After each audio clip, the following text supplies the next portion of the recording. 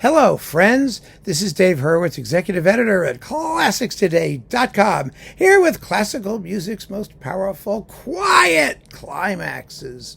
And I think this one is going to come as no surprise to many of you. It's Neptune, the Mystic, the last movement of Holst's The Planets.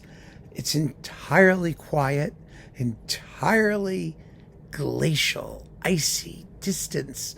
It's the piece that sort of invented space music way, way back in 1914, before we had space. And it's an incredible piece. It really is. It's all the more incredible because it's the exact analog and antipode to the first movement, Mars. It's in the same meter, which is 5/4, a very strange meter. Remember, Mars is da da da dum bum bum bum bum 1 2 3 4 5 da da dun dun dun dun dun da da dun dun dun dun.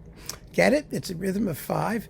So is Neptune, but you don't hear any rhythm. It's completely rhythmless. It's simply a series of alternating chords, gently dissonant chords for the most part, played by muted instrumental combinations, brass and strings, with rippling celesta passages behind it and harps sort of faintly buzzing around in the back. Later on, we have a melody, but Holst specifies that the entire piece should be played with no emotion, no feeling, except for the clarinet melody that comes in a little bit later. And then you've got the offstage wordless women's voices, and nothing is spacier than voices without words, because we are hardwired to listen to the human voice with the expectation of meaning. And when that meaning is denied, when it's just floating out there into outer space, it becomes even more mysterious. So how does this achieve a climax? Think about it. You've got this enormous orchestra. You've had a piece with an organ, by the way. You've had a piece that's had, like Mars, shattering climaxes. And we just had, Uranus the Magician. And Uranus is a bumbling thing with xylophones and organ glissandos and wax on the tam-tam, and or that powerful, crushing climax at the beginning, at the end of Saturn, the bringer of old age.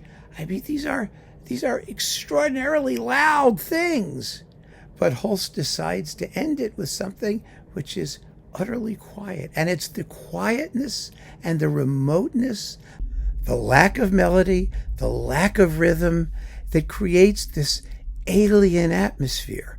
And that's where the power of the music comes from, because it denies us that which we expect normally in a piece of music, especially like a finale, something that's going to be the culmination of the work. It's a brilliant piece of writing. It really is, and a wonderful sort of study in aesthetics, in the way that we listen, and what our expectations are, and how he creates this unbelievably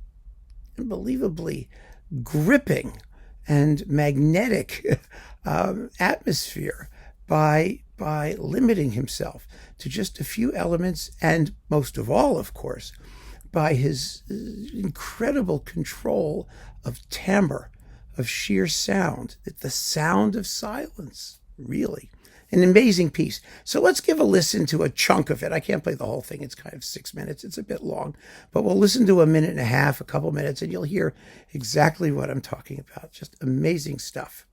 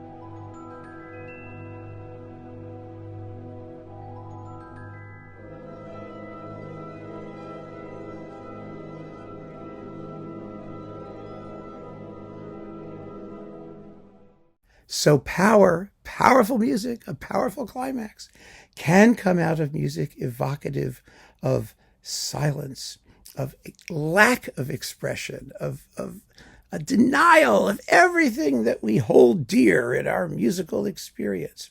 That's what makes the planets so fabulous, or at least Neptune so fabulous.